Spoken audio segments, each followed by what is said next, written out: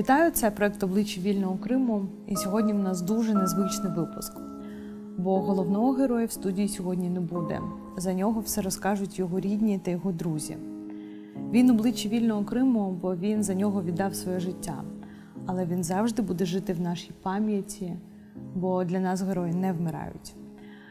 В січні цього року в Бахмуті загинув наш герой – Сейран Кадиров. І сьогодні в нашій студії його дружина Олена Кадирова. Селям алейкум. Алейкум селям. Розкажіть, якою він був людиною і як він жив до повномасштабного вторгнення? Сейран був дуже доброю, гарною людиною. Не тому, що я його кохаю, а він дійсно був дуже справедливим, чесним. В нього не було сірого або чорне, або біле. Завжди було так. Перший раз у житті я його побачила, коли прийшла у гості до подруги, до Сусани Джамали. Там мені було 14 років, я його так запам'ятала. Все. Потім я поїхала навчатися у Луганськ, мене не було десь років 5. І вже вдруге я його побачила і познайомились ми в Сімферополі, у гуртожитку, де я жила. А він прийшов до своїх друзів, які охороняли. А ви теж з Кучу-Кузіню? Так, да, ми з одного села. І коли ми познайомились, і він дізнався, що я також з Малорічинського, він каже: ні, в нашому селі немає таких дівчат. Я говорю, як немає? І ось, все, більше ми вже не розлучалися. Джамала – це ваша однокласниця? Так, так. Ви прийшли до неї в гості, побачили там Сейран. А ви його тоді запам'ятали? Так, його тоді дуже добре запам'ятала. В нього ще дуже добре так була така трикутник молитва. Чомусь от я так яскраво його бачу саме. Ті, хто мають старшого брата, той мене зрозуміє. Так було з Сейраном, звичайно. Бо коли він був поряд, ми з сестрою завжди відчували впевненість, спокій, безпеку. І тому завжди було важливо, що в тебе є рідна людина. Саме таким для мене був Сейран, абсолютно рідним братом, на якого я можу розраховувати. У нас відносини були не просто друзі. Я могла прийти поїсти до Сейрана, Сейран міг прийти поїсти до нас. Ми разом йшли на море, ми разом могли пограти, послухати музику. Він так само любив Майкла Джексона, як і я. У нас дуже багато було музичних спільних смаків, і це було неймовірно, коли ти отак отримав брата.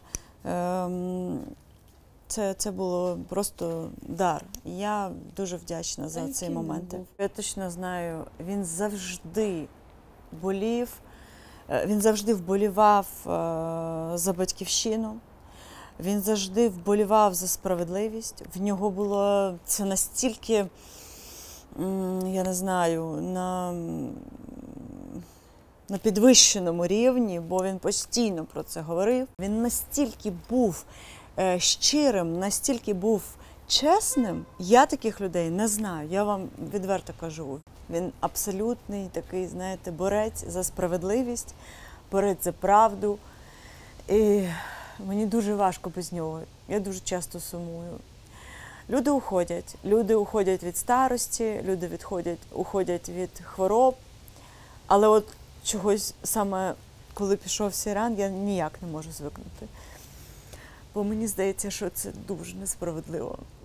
Сейран така дуже вільна людина, людина слова. І коли ще до окупації, якщо я пам'ятаю, були Олімпійські ігри в Росії, там в Сочі, і він казав, щось буде, після цих ігор щось буде. І воно так і вийшло. І коли Крим вже був окупований, він казав, зараз почнуть зникати наші хлопці. Тому що в нього є друзі з Дагестану, і як це було в них. І так і вийшло. І його дуже вразила загибель Рішата Ахметова, дуже. І він тоді казав, що це неможливо. І мене, каже, тут посадять до в'язниці, а я не можу сидіти. Це для мене 4 стіни, я не зможу. У нього була така проукраїнська позиція, і він... Так, він завжди казав, присяга, все це приймається один раз. І зрадників, хоч будеш ти з ними, хоч не з ними, не можна бути зрадником ніколи. Він не був кадровим військовим, правда ж? Ні, він не був. В 2014 році, коли ви влітку виїжджаєте з Криму? Він сам поїхав, одразу він поїхав сам влітку до Києва, але така була умова, що він знайде нам житло, роботу і нас тоді забере. Але нічого не вийшло, і він повернувся. І вже у 15-му він знов поїхав, і вже тут залишався, а у 16-му році забрав нас. Що він робив перші свої роки в Києві? Перше він був особистим охоронцем в Одесі. Є така компанія, там портова якась. Ось він там охороняв людину. І потім ви приїхали до нього з Криму. Так, Як вам взагалі було влаштовуватись в Києві? Я вважаю, що дружина повинна бути з чоловіком. Ми ніколи надовго не розлучалися, я завжди була з ним. Там діти, школа, ні. Зібрали валізи і куди він. Я так вважаю. Хоча мені було дуже добре в Криму, його мама, моя, я могла там жити, дівчата. Ні. І тому без питань одразу зібралися, приїхала. І ми приїхали на автовокзал Дімєївська. І була така зима, слякоть, там сніг таяв. І чоловік завжди казав, ми йшли по пішохідному підземному цьому переходу. І так було дуже якось брудно. І він говорить, я так прям пам'ятаю Аміну середню, я з валізою, ви. І все так сумно. Це такий початок наш був. Але все добре. Потім якось важко було, звісно, але... Але у вас не було вагань щодо того, можливо, вам залишитись, або, можливо, сказати йому, Сейран, давай залишимось в Криму, не будемо їхати? Я також знала, що його посадять до в'язниці. Бо коли ми були в Криму і почали кав'ярні, які на березі моря, їх перебирати, і там зібралось багато народу, і Сейран казав, що запам'ятайте всіх, хто на тій стороні. І на наступний день був дзвінок з військкомату, щоб він приїхав. І він тоді зібрав речі і сказав, що ні, мене тут не буде. Я знаю Сейрана особисто. І я знаю, що він ніколи не відходив від цієї ідеї, що ми обов'язково повернемось в Крим. І він своїм прикладом показував, що особисто він робить все, аби ми туди повернулися у вільний Крим. Але я знаю, що для жінок це дуже непросто змиритися з цією думкою, що твій чоловік, син, брат, наречений, вони підуть на фронт. От як ви відреагували на те, що Сейран сказав, що він піде добровільцем на війну? Я завжди це знала. Він завжди про це казав, тому що він чекав. Він казав, як тільки Росія захоче більше, це буде початок її кінця. Тому я знала, що він не зможе бути просто вдома. Він завжди до цього готувався. Але ви його розуміли як чоловіка? У вас все ж таки 3 дітей, і він їде якби на війну. Тобто по-різному могло статись. Ви все одно прийняли його позицію і підтримували його? Хто знав Сейрана, він завжди міг так переконати людину, так і замотивувати її, що вона так приймала, що і сама теж хоче звільняти Крим. А що б ви порадили дівчатам, в яких зараз чоловіки на війні? От як ви підтримували і що ви порадите жінкам, в яких зараз чоловіки там? Я підтримувала завжди увагою, розумінням, тому що коли ти втомився, коли твої думки в іншому місці, треба просто піклуватися і радіти кожному дню. Чоловік мені так завжди казав, але я все одно жила майбутнім. Не треба чекати, що там хтось загине, да, твій чоловік. Не треба цього чекати. Просто радіти, жити. Ось сьогодні ви прокинулись, є цей день. Все добре, живіть. Не думайте, що буде завтра або через годину. Просто живіть так. Один для одного. Так. Коли він збирався їхати в цей останній раз, він за вечерю нам сказав, що він їде, і середня донька, вона щось так чомусь образилась, встала і пішла в свою кімнату. Він пішов за нею, і вже, я не знаю, про що вони розмовляли, але коли він загинув, я вже потім її запитала, і він каже, він мене заспокоював і сказав, що все буде так, як потрібно бути. Тому я вважаю, що так є, я вірю в це, що все так і повинно було бути, і що просто він пройшов вже своє випробування, а мені ще тільки потрібно його пройти, виховати дітей наших і бути все одно йому гарною дружиною, щоб потім, коли ми зустрінемось, коли прийде вже мій час, щоб він пишався мною. Ні, я вірю в те, що ми там зустрінемось, і там вже буде наше вічне, гарне життя. Коли я кожен ранок прокидаюся, я знову відчуваю цей біль. Ти як от прокинувся, першу секунду все добре, а потім бах, і цей біль в тебе починає. Але там молодша Сабріє, і вона ж не розуміє, вона сміється, бігає. Тому відволікаєшся, знаходиш собі якісь справи, а їх багато, дуже багато, тому що зараз вирішую я сама. І ще потрібно для дівчат приклад показувати, не плакати там. А це дуже важко, іноді на це немає енергії. Але збираюся, тому що я знаю, що він би хотів, щоб я не плакала. І тому намагаюся робити так, би він... Він завжди казав, ти сильна. Я кажу, ти загинеш, що я буду робити? Ти сильна, ти зможеш. Намагаюся. Ви про це говорили? Про те, що його може настати? Так, він дуже спокійно до цього відносився і казав, що має бути, то має бути.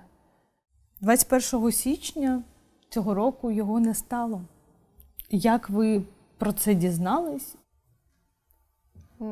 Я зранку прокинулась, приготувала сніданок для молодшої. Дівчата старші спали. Пішла приготувати собі каву і задзвонив телефон. І я подивилася, що це командир Ісаакаєв. Я зрозуміла одразу, що щось трапилось, бо так просто він би не зателефонував ніколи мені. І коли я відповіла, він запитав, який в нас поверх. Я поклала трубку і ще себе вмовляла, що, мабуть, з Сиран немає зв'язку, можливо, щось там, якась амуніція йому потрібна, а Ісаакаєв їде до нього, щось передати. Так себе вмовляла. Але вже коли я відкрила двері, я зрозуміла, бо стояв. Я пішла, просто сіла і запитала, як. Тільки так. І Ісаакаєв сказав, що це снайпер. Мне ночью позвонили. Сказали сначала, что он ранен. А потом где-то через час-полтора, по-моему, может быть, позвонили, сказали, что он уже погиб. Все. Это очень тяжело. И когда сообщаешь такие вещи семье, это тоже очень тяжело. Мы с ним оба пришли к одному мнению, что Аллах Субхану ва Тааля нам за многие годы первый раз дал возможность взять оружие в руки, и вернуться домой как победители с оружием в руках. Не как потерпевшие от русского режима или еще что-то. Вот именно как победители с оружием в руках. И мы должны этим воспользоваться. И всегда говорили о том, что будет после возвращения в Крым, что нам нужно делать для того, чтобы наш народ возродился, чтобы мы вернулись к тому, чего мы потеряли, чтобы мы могли восстановить то, что у нас отняли. Я, например, хотел, чтобы он в будущем как бы занял мое место в подразделении.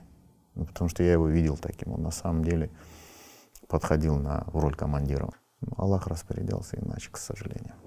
Я не могла плакати, я не знаю чому. Раніше я чула історії загибелі чоловіків. Я думала, що я одразу помру, якщо таке щось відбудеться, що я не зможу жити. А тут я просто сиділа, не плакала, я не могла, мабуть, такий шок плакати. А хто вас в той момент підтримував? Можливо, психологи, не знаю, рідні, подруги, чи вам взагалі ні з ким не хотілося говорити тоді? Одразу приїхали знайомі дівчата з Криму, з нашої кримської родини.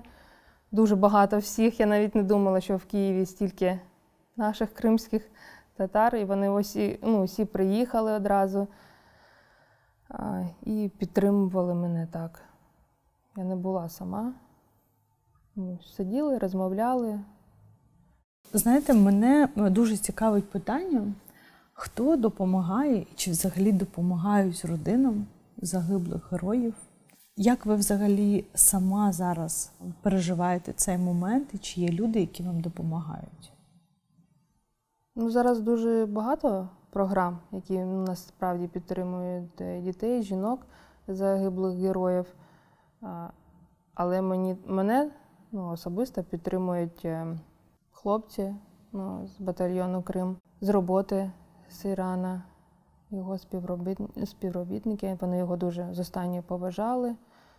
Я відчуваю цю підтримку, відчуваю. Я не відчуваю себе самотньою, що всі мене покинули, що Сейрана немає, ні. І мені навіть здається, що це ніби він піклується про нас.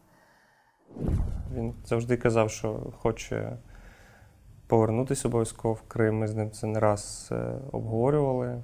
У нас теж колись там було підприємство, у нас спільні теми були і про регіон, про людей. Мене засмучувало, що обставини його в свій час змусили звідти поїхати, бо дійсно, знаєте, є люди, які прив'язані до певного місця. Є люди, які не відчувають батьківщини або не відчувають прив'язаності до певного міста чи регіону. Він відчував. І він дуже любив і Київ, але все одно відчувало, що він хоче додому, своїм домом. Він сам вважав саме Крим, і часто ми про це з ним розмовляли. Він був дуже, як я вже казав, при першому знайомстві, і потім я це відчував людиною сильною. Тобто, не тільки фізично, а й морально. Коли з ним спілкуєшся, відчувалося, що він є міцним, відчувалось теж якась безпека, впевненість і у собі, в тому, чого людина хоче досягти, і спокій. Я йому казав: Сейран, у вас 3 дітей, вам краще працювати, фронт, це важливо, але у вас 3 дітей, і доньці наймолодшій 2 роки. Я йому навіть кажу, навіть такі, як я, більше значно підходять, в мене там дітей немає, наприклад. На що він мені відповів: ти знаєш, я лишив після себе щось в цьому світі. Я їх мушу захищати, але вони є. А, наприклад, у тебе, як у мене, у тебе немає дітей, ти нічого ще після себе не лишив. І тут у нас були різні позиції, бо я вважав навпаки, що він як батько має бути вдома, тому що дітей багато. А, наприклад, я там, у якого нема дітей, має бути там. Він вважав зовсім по-інакшому. Що б ви порадили тим жінкам, які зараз на вашому місці, які стикнулися з тим, що вони втратили там найрідніших людей, але, я не знаю, закриваються, не хочуть продовжувати жити, не бачать в цьому сенсу? Спочатку тим жінкам, які зовсім не хочуть жити, я хочу сказати, що наші чоловіки загинули не для того, аби ми також загинули. Не для цього. Вони хотіли би, щоб ми жили, продовжували, виховували наших дітей так, як би вони хотіли. І були щасливі. Наскільки це можливо, звісно, наскільки це можливо. Бо це дійсно важко. Я розумію. І не треба поспішати, чекати якогось полегшення. Ні, його довго не буде ще, мабуть, все життя. Але кожен день треба щось знаходити для себе, за щось чіплятися, якщо немає дітей, якась справа, мабуть, навіть якась пам'ять для чоловіка. Я знаю багато жінок, яких загибли чоловіки, там хтось збирає на підписи на петиції якісь, хтось просто відкриває там дошку пошани у школі. Ну, щось роблять, що їх відволікає, що надихає, підтримує. Яке ваше найулюбленіше, або, якщо по-іншому сказати, місце сили в Криму? Коли були в Криму, займалися підводним полюванням. У нас, особливо після закінчення літнього сезону, ми їхали удвох або з дітьми, одягали костюми спеціальні і плавали, і так відпочивали. Якщо вдавалося полювати якусь здобич, рибку, то потім готували вечерю. І це було завжди так спокійно, добре. Мені не потрібно було якісь там концерти, фестивалі. Це був найкращий наш час, відпочинок, коли ми були разом біля моря, займалися улюбленою справою. І він завжди вже, коли були тут, він казав, я дуже хочу повернутися. Мені нічого не потрібно, маленький будиночок біля моря і займатися підводним полюванням. Я не знаю, вистачить ли в мене здоров'я цим займатися, але я дуже хочу продовжити, якщо вийде. І щоб, можливо, хтось з дівчат також захоче цим займатися. Як ви проводили час зі своїм батьком? Ну ось він, коли приходив з роботи, у нього взагалі ніколи не було таке, що так, не чіпайте мене, я хочу просто відпочити, я втомився, я нічого не хочу, просто не чіпайте мене. Ні, цього ніколи не було. Він приходив, казав, що будемо робити, що ми будемо грати, там, куди підемо. І на першому місці були завжди ми. Що дарував тобі батько? Пам'ятаєш якийсь такий подарунок? Ну, так. Він завжди за нас хвилювався. Мені там, він міг перцовий балончик купити. Ось. Тренував мене там, щоб я вміла дати здачі, таке було так. Книги. І завжди мені казав, так, носи з собою цей перцовий балончик. Носи з собою книжку і балончик. Так. Як ти сприйняла цю новину про те, що твій батько піде служити? Він піде воювати. Я можу сказати, що я сприйняла, в мене не було, я просто в ньому не сумнівалась ніколи. Ось він міг так зацікавити тебе своєю справою, що ти вже сам переймаєшся за те, що там в нього щось не виходить, що він не може поїхати. Там.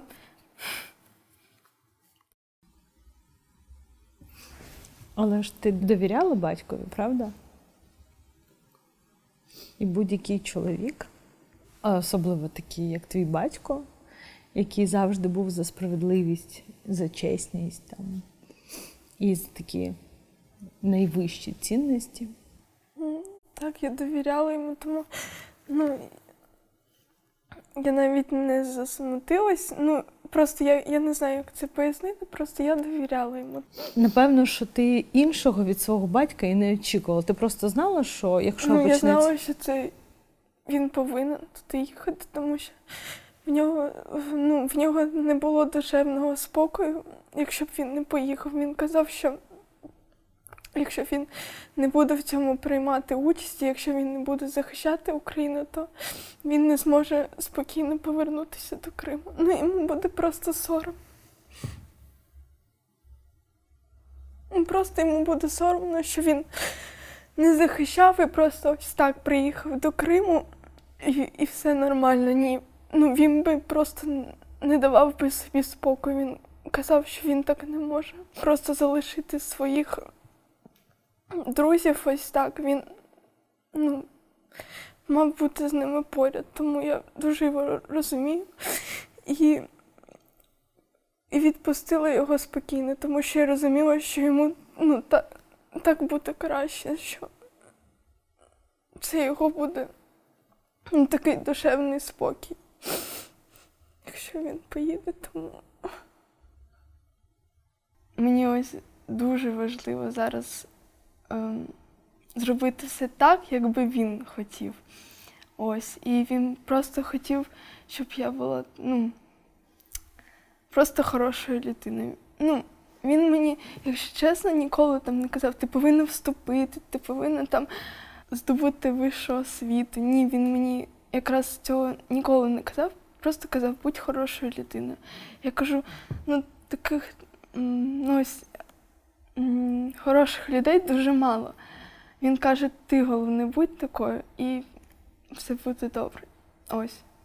Це якраз, десь остання розмова, якщо чесно. Так.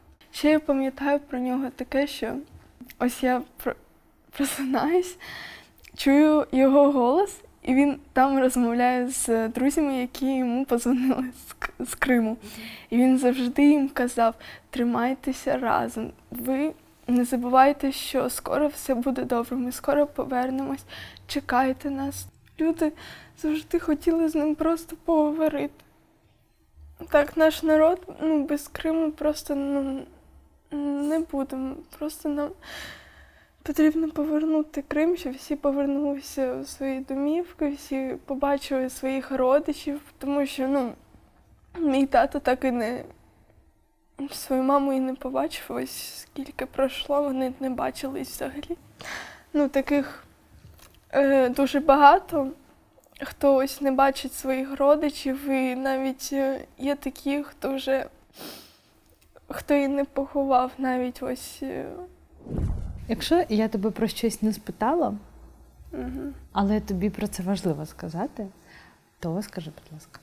Я можу сказати, що не можна думати, що час є.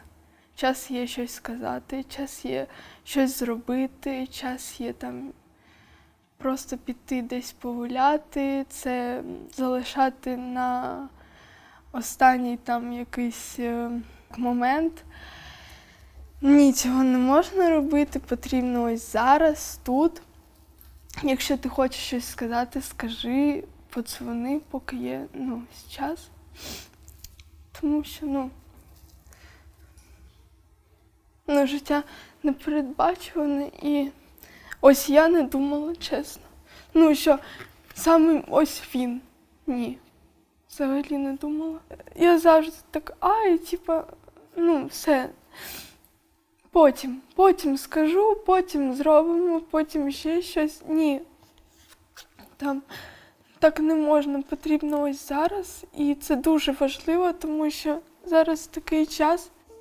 Якщо хочете щось сказати, скажіть обов'язково. І,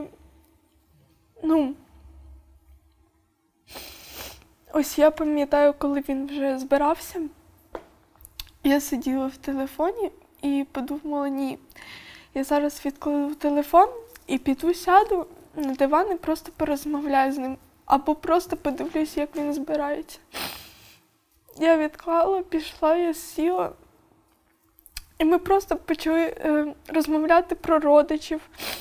Ми розмовляли ось про його двоюрідних братів. Просто чомусь ось ми про родичів розмовляли. Я ось зараз прокручую, думаю, як співпало, що ось він розказував, хто як з ним спілкувався, як він з ними спілкувався, як він виховував своїх братів. Для мене було дивно, що він навіть на мене не дивився. В нього таке відчуття, ніби він вже був думками там, знаєте. І просто він щось мені казав, але я розумію, що його увага вся на речах, які він збирає туди. І просто він думками вже там, поряд зі своїми. я розуміла, як це для нього важливо, тому я її відпустила. Тобі всього 16 років, ти така розумничка, ти така мудра. І насправді мені так шкода, що ми про своїх героїв знімаємо якісь, знаєш, програми, інтерв'ю вже після, знаєш, коли немає можливості в них щось спитати.